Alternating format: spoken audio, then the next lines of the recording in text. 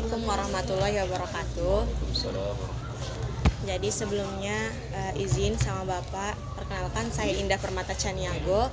Di sini saya dari mahasiswa Uin Syahada Padang Sidimpuan ingin melaksanakan wawancara terhadap Bapak terkait penyelesaian skripsi saya, yang dimana judulnya pemanfaatan media teknologi dalam pembelajaran fikih pada kelas 10 di MAN 1 Padang Sidimpuan. Jadi boleh Bapak kenalkan terlebih dahulu nama Bapak? Ya, baik. Nama Faisal Caniago, di MAN 1 Padang Sidimpuan ini mampu mata pelajaran fikih dan SKI ya. Ya, fikih dan SKI di kelas 10. Jadi Pak, yang ingin saya tanyakan ada 11 poin. Pertama, bagaimana ya Pak pelaksanaan kegiatan pembelajaran fikih di MAN 1 Padang Sidimpuan ini Pak? Ya, terkait dengan pembelajaran fikih di MAN 1, sebetulnya kan kalau kita lihat materi-materi pelajaran yang di mata pelajaran fikih itu sifatnya sebagai ilmu praktis, yaitu bersifat praktek. Jadi dalam pelaksanaannya memang lebih banyak melakukan kegiatan praktek. Jadi anak-anak misalkan dalam materi, misalkan dia materinya tentang penyelenggaraan jenazah, maka anak-anak dituntut bisa untuk mempraktekkan dengan membawa bahan alat peraga, selainnya bagaimana ketika memandikan jenazah, kemudian ketika menyolatkan, menguburkan, ya semuanya ditampilkan oleh anak-anak gitu, dibagi secara berkelompok. Nanti mereka dibagi menjadi 4 kelompok, karena dalam penyelenggaraan jenazah itu sendiri kan ada terdiri dari 4 fardu gitu, fardu kifayah, mulai dari memandikan, menyolatkan, mengkafani, dan menguburkan. Jadi dibagi 4 kelompok lah. Jadi nanti kalau pemanfaatan media YouTube itu nanti hanya sekedar materi tambahan agar mereka lebih paham gitu, melihat secara langsung bagaimana tata caranya, apa yang dilakukan pertama kali sampai nanti selesai fardu yang 4 itu. Oh, baik Pak. Jadi penggunaan YouTube itu Pak di awal pembelajaran atau di awal praktek atau bagaimana Pak? Nah, kalau di sini biasanya kita menggunakannya ketika sudah selesai. Jadi pertama kali mereka dulu membuat sendiri dengan memahami bacaan-bacaan literasi sumber buku, bisa dari buku paket atau buku yang saya kasih sendiri. Nanti mereka akan mendiskusikannya terlebih dahulu sebelum menampilkannya di depan kelas. Jadi nanti kalau untuk YouTube ini sendiri, nanti setelah selesai mereka baru melihat, menyaksikan, oh gimana letak kekurangan kami ketika praktek itu. Baik. Jadi bagaimana ya Bapak mengintegrasikan teknologi YouTube itu dalam pembelajaran fikih Pak? Mengintegrasikan berarti memasukkannya ke dalam pembelajaran ya. Jadi memang ketika sudah selesai belajar atau sudah selesai penampilan mereka sendiri, nah baru di sanalah kita menampilkan di layar menggunakan dengan fokus. Nanti ditampilkanlah di hadapan mereka mulai dari tahap pertama apa yang dilakukan ketika ada misalkan kemalangan di dalam keluarganya sendiri lah kita katakan ya.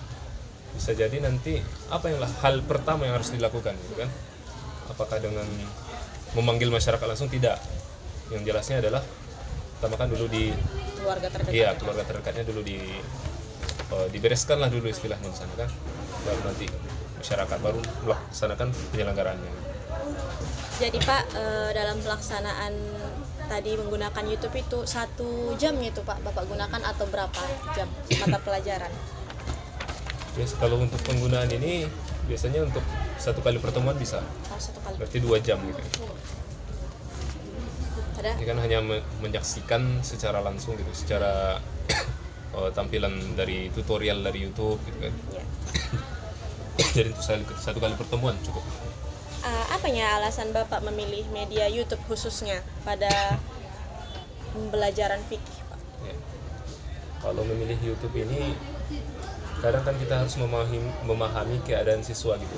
Ada yang tipe siswa ini tipe yang cukup hanya dengan mendengarkan. Ada tipe kalau kita sebutkan audiovisual ya, kalau secara verbal gitu. Kemudian ada tipe visual, jadi menggunakan gambar-gambar ilustrasi gitu. Tujuannya adalah agar mereka lebih semuanya merata dalam memahami pembelajaran gitu kan. Ya. Kalau itu berarti kan visual gitu kan, gambar kan? Iya, audiovisual Pak, udah ada suaranya. Gabungan semua ya. Multi. Oke. Jadi Pak, jenis video seperti apa yang sering Bapak gunakan? Apalagi penggunaan apa tadi pemandian jenazah gitu kan, pelaksanaan fardu kifayahnya itu bentuk kayak mana itu Pak videonya? Entah ceramahnya atau memang tutorial atau kayak mana Pak jenis video yang Bapak sih kalau tampilkan? kita kategorikan itu gabungan. Ada sekaligus penjelasan, ada penampilan kan, kemudian ada juga tutorial langkah-langkahnya juga gitu kan. Ya, masuk ke sana. Berarti semua ya Pak, pertama ceramahnya. Oke. Terus bagaimana ya Bapak memastikan bahwa video yang Bapak tampilkan itu sesuai dengan kurikulum atau tujuan pembelajaran fikih itu Pak? Pertama sebelum ditampilkan video ini diperiksa dulu kan, kemudian sumbernya dari mana, referensinya dari mana. Kemudian kita juga menggunakan buku-buku referensi seperti kalau yang saya gunakan di sini adalah buku Fikih Sunnah karangan dari Said Sabiq. Jadi di sana ada penjelasan tentang bagaimana tata cara memandikan jenazah. Jadi lengkap di sana. Begitu pula dengan materi-materi lain, materi haji, tentang zakat. Pokoknya Fikih Sunnah itu membahas tentang masalah amalan ibadah, di sana lengkap gitu. Jadi menggunakan referensi kemudian dicocokkan dengan video yang ditampilkan gitu kan. Jadi setelah Bapak tampilkan video itu, apakah Bapak merasa ada pengaruhnya gitu Pak? Efektif enggak video yang Bapak tampilkan untuk ke pemahaman siswa? Iya. Kalau melihat keefektifan, berarti kita melihat bagaimana siswa itu dalam memahami. Sejauh dari kita lakukan seperti kalau untuk mengevaluasi bagaimana pemahaman siswa, kita melalui ujian ulangan. Alhamdulillah hasilnya cukup memuaskan gitu. Ada pengaruhnya juga. Kemudian siswa juga lebih mudah mengingat ketika melihat tampilan suatu gambar, mereka lebih mudah mengingat. Samping ada juga penjelasan-penjelasan gitu ya, secara langsung. Ya, baik Pak. Setelah itu, apakah Bapak mendapatkan umpan balik yang baik dari siswa Pak saat penggunaan media teknologi? Apa malah ributnya mereka atau malah kondusif seperti itu? Kalau terkait dengan itu, mereka lebih responsif. Istilahnya mereka banyak bertanya, Pak bagaimana ini Pak, begini Pak gitu. Jadi kan itu artinya mereka tertarik gitu. Ada pertanyaan, kemudian mereka bagaimana Pak kalau seperti ini boleh nggak gitu. Sering muncul pertanyaan seperti itu. Apalagi kan materinya itu yang jarang mereka temukan gitu kan, yang jarang mereka lakukan gitu. Makanya banyak pertanyaan. Jadi lebih muncul. penasaran mereka Iya. Pak kalau setelah melihat ini apa. Palingan kalau kita di sini kan anak-anak paling hanya sekedar bisa ikut menyolatkan atau menguburkan gitu, hanya sekedar melihat gitu. Praktiknya masih jarang gitu kan. Artinya Pak perbedaannya itu kan nggak semua pelajaran itu, nggak semua materi bisa ditampilkan dalam media di YouTube.